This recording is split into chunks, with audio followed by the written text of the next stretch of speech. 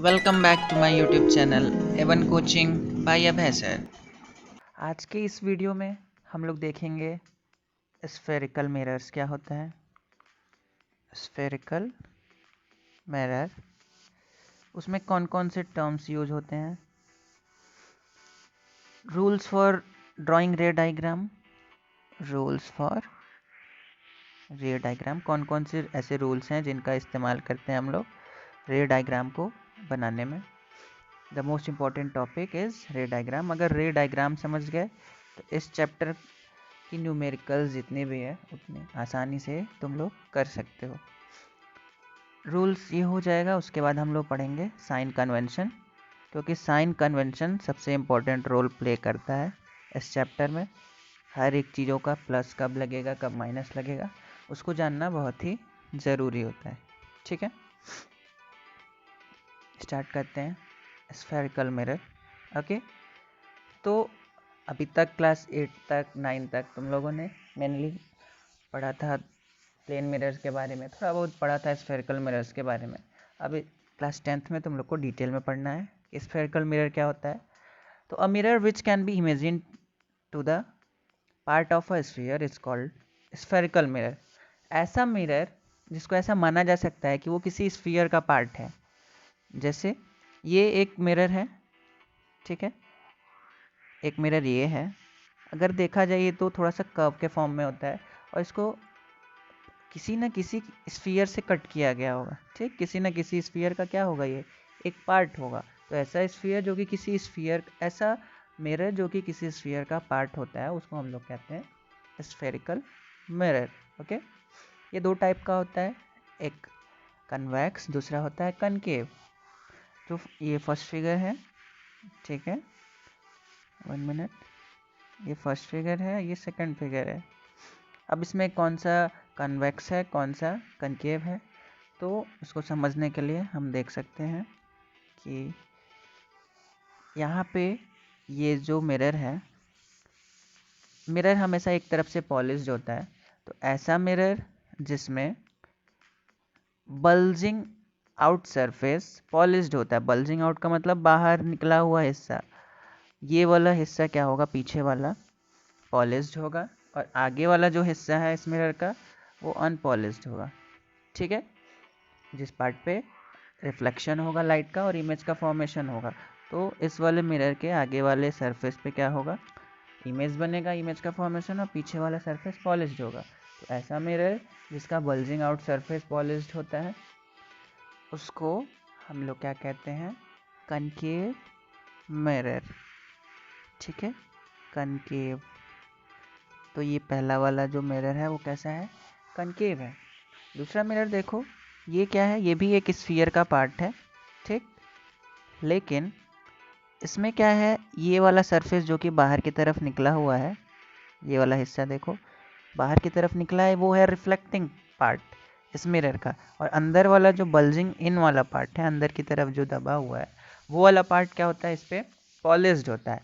तो ऐसा मिरर जिसमें बल्जिंग आउट सरफेस रिफ्लेक्टिंग होता है, जिस पे लाइट का रिफ्लेक्शन होता है और इमेज का फॉर्मेशन होता है, वो कहलाता है कन्वेक्स मिरर। इसमें क्या होता है, बल्जिंग इन वाला पार्ट पॉलिश्ड होता है। ओके, समझ में आ गया। अब स्फेरिकल मिरर्स में कई सारे टर्म्स यूज होते हैं, तो उनको वन बाय वन पढ़ना है। ओके, देखिए, तो सबसे पहला होता है ये मिरर का साइज, जिसको हम लोग कहते हैं aperture, aperture of the mirror. ठीक है, साइज को अपर्चर कहते हैं। सेकेंड पार्ट है ये जिस स्फीयर का, ठीक है, जिस स्फीयर का पार्ट होगा, ये जिससे कट किया गया होगा इसको, उसका कहीं ना कहीं सेंटर होगा, और उस सेंटर को क्या कहते हैं हम लोग, सेंटर ऑफ कर्वेचर। ये जो मिरर है हमारा, यहाँ से यहाँ तक का इतना लंबा साइज जो है इसका, इसका जो मिडिल पार्ट होता है उसको क्या कहते हैं हम लोग, पोल कहते हैं। ठीक, ये वाला जो पार्ट है सेंटर ऑफ द मिरर कहलाता है पोल। ऐसी लाइन, नेक्स्ट है प्रिंसिपल एक्सिस। तो ऐसी लाइन, और ये भी इमेजिनरी लाइन होती है, कोई लाइन नहीं होती है, काल्पनिक रेखा है। ऐसी लाइन जो कि सेंटर और पोल से पास करती है, उस लाइन को क्या कहते हैं हम लोग, प्रिंसिपल एक्सिस। ठीक है, ओके। नेक्स्ट है कन्वेक्स मिरर में पढ़ना है सेम चीज़। तो इसमें भी वही है सेम थिंग कि ये जो मिरर होता है उसका जो सेंट्रल पार्ट होगा, ठीक है, मिरर का जो सेंट्रल पार्ट हो गया वो कहलाता है पोल।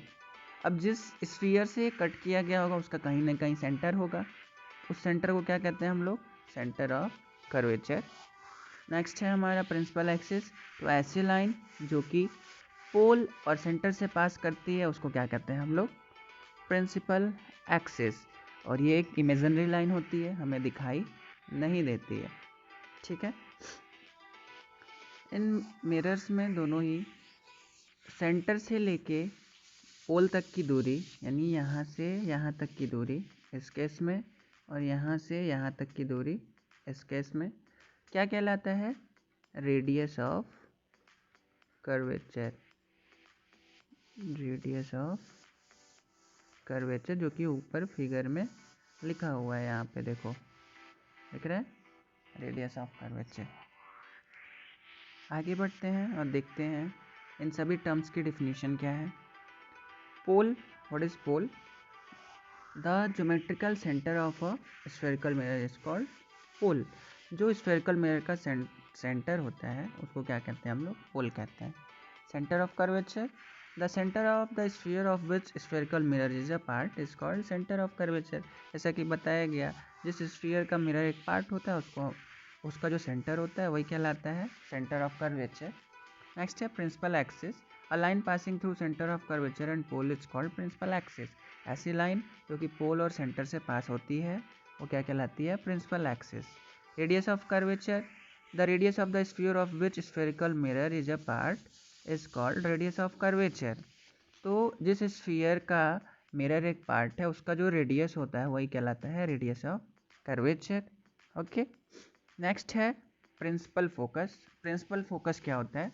तो light rays parallel to principal axis, वो सभी लाइट रेज जो कि प्रिंसिपल एक्सिस के पैरेलल, ये देखो प्रिंसिपल एक्सिस है, इसके पैरेलल हैं सभी लाइट रेज।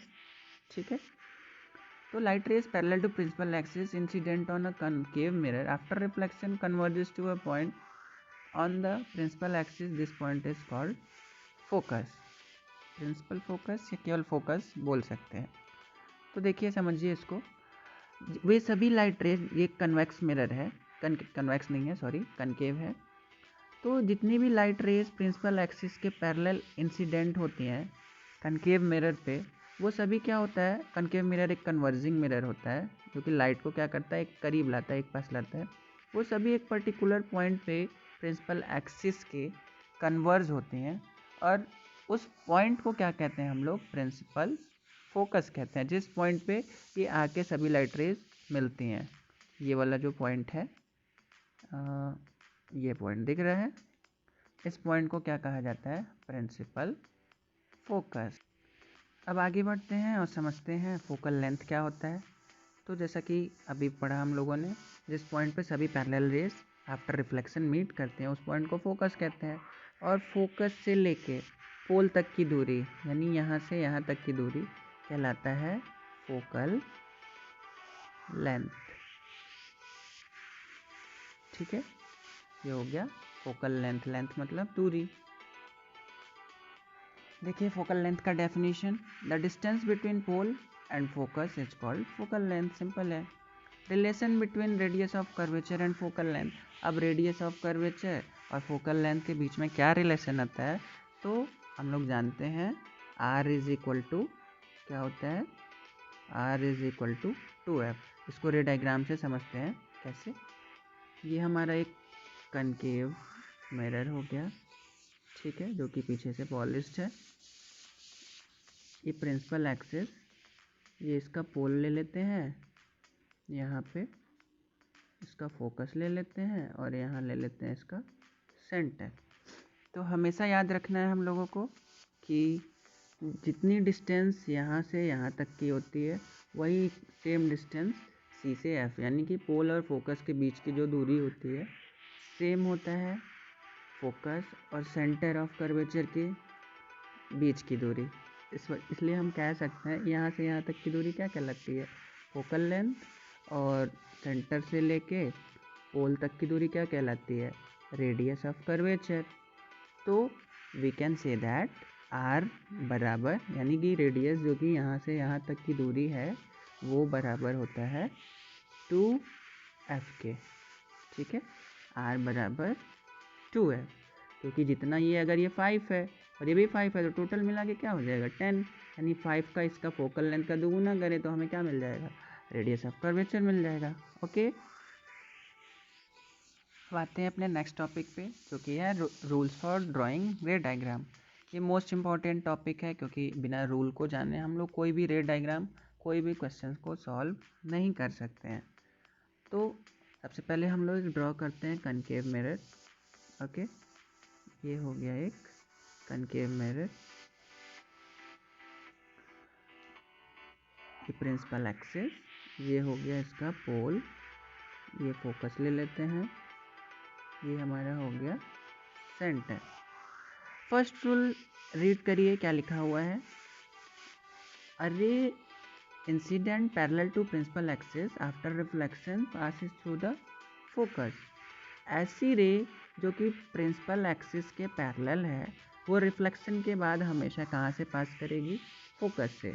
मेन अगर कोई लाइट रे ऐसे प्रिंसिपल एक्सिस के पैरेलल आ रही है तो वो हमेशा रिफ्लेक्शन के बाद इस पॉइंट से, ये जो पॉइंट है फोकस, यहाँ से पास करेगी। ठीक है, फोकस से, समझ में आया। Okay, come to the next rule. A ray incident along the focus is reflected parallel to the principal axis. Same draw करते हैं एक मिरर, प्रिंसिपल एक्सिस है, ये इसका पोल हो गया, ये फोकस हो गया, ये सेम दूरी पे, इक्वल दूरी पे बनाते हैं सेंटर। क्या लिखा है, ऐसी सभी लाइट रेज जो कि फोकस से इंसिडेंट होती है वो आफ्टर रिफ्लेक्शन क्या हो जाती है, प्रिंसिपल एक्सिस के पैरेलल हो जाती है।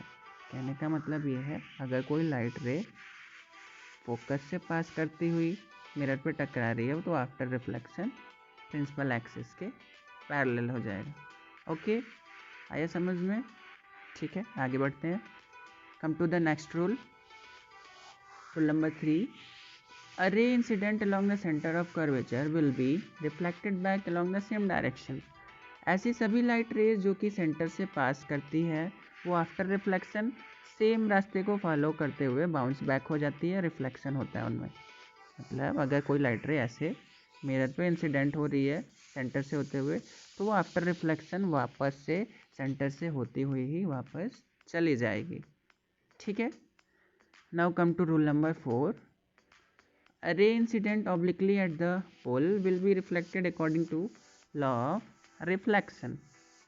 ऐसी सभी लाइट रेज जो कि पोल पे इंसिडेंट हुई है, ऑब्लिकली मतलब कुछ एंगल पे, तिरछी, सॉरी, अगर ये लाइट रे ऐसे पोल पे इंसिडेंट हुई है तो आफ्टर रिफ्लेक्शन जितना एंगल उसने यहाँ फॉर्म किया होगा, जितने एंगल से आई होगी, सेम उतना ही एंगल फॉलो करते हुए, यानी लॉ ऑफ रिफ्लेक्शन को फॉलो करते हुए ये वापस चली जाएगी। ये एंगल और ये एंगल दोनों इक्वल होगा। तो ये था रूल्स रे डायग्राम को बनाने के लिए। ठीक है, आगे बढ़ते हैं और देखते हैं क्या क्या साइन कन्वेंशन का इस्तेमाल किया जाता है न्यूमेरिकल्स को सॉल्व करने के लिए।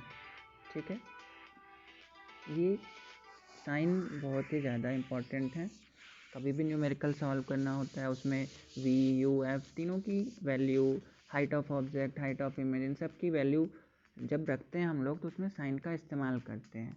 तो क्या क्या कार्टेशियन साइन कन्वेंशंस हैं वो हम लोग देखते हैं आगे। All distances are measured from the pole of the spherical mirror. जितने भी डिस्टेंस हैं जो कि हम लोग मेजर करते हैं, फोकल लेंथ, चाहे इमेज का डिस्टेंस, ऑब्जेक्ट का डिस्टेंस, वो हमेशा कहाँ से मेजर किया जाता है, इस पोल से। पोल से इधर कितना दूर गया, पोल से इधर कितना दूर गया, हम हमेशा पोल से मेजर करते हैं। ठीक है, ये था पहला साइन कन्वेंशन। दूसरा है distances measured in the direction of incident ray are taken as positive. जो भी डिस्टेंस इंसिडेंट रे के डायरेक्शन में मेज़र करेंगे हम लोग, वो सभी क्या होगा, पॉजिटिव होगा। मतलब इंसिडेंट रे अगर इधर से लाइट इंसिडेंट हो रही है तो इस डायरेक्शन में जो भी डिस्टेंस मेजर करेंगे पोल से वो हमेशा पॉजिटिव साइन के साथ रहेगा। और अगर हम लोग इस डायरेक्शन में इंसिडेंट लाइट के अपोजिट डायरेक्शन में मेज़र करते हैं, यानी कि लेफ्ट हैंड साइड में मेज़र करते हैं, तो वो सभी डिस्टेंस क्या होगा, नेगेटिव होगा, जो कि 3rd नंबर पे दिया है। Distance measured opposite to the direction of incident ray are taken as negative. 4th point है distance measured perpendicular to the principal axis and upward as taken as positive. जो भी distance, ये principal axis है हमारा, इस principal axis के ऊपर यानी इस पे परपेंडिकुलर जो भी डिस्टेंस हम लोग मेज़र करेंगे वो सभी डिस्टेंस हमेशा पॉजिटिव होगा। और इस प्रिंसिपल एक्सिस के नीचे जो भी परपेंडिकुलर डिस्टेंस मेज़र करेंगे वो हमेशा क्या होगा, निगेटिव होगा। ठीक है, जैसा कि हम लोग ने कोऑर्डिनेट ज्योमेट्री में पढ़ा है, ग्राफ प्लॉट करते टाइम ये पॉजिटिव एक्स एक्सिस होता है, ये निगेटिव एक्स एक्सिस, ये पॉजिटिव वाई एक्सिस एंड ये क्या होता है, निगेटिव वाई एक्सिस। इसमें इस साइड क्या होती है, सभी एक्स एक्सिस पे पॉजिटिव होती है, इधर निगेटिव होता है, ऊपर में पॉजिटिव होता है, नीचे में निगेटिव होता है। सेम वही रूल यहाँ भी काम करता है।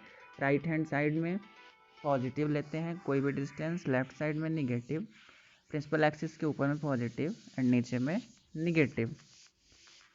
ओके, तो ये साइन कन्वेंशंस थे जिनको याद रखना है, पूरे अच्छे तरीके से समझ लेना है इसको, क्योंकि इन्हीं का इस्तेमाल करना होता है न्यूमेरिकल को सॉल्व करते time. Thank you for watching the video, bye bye, take care.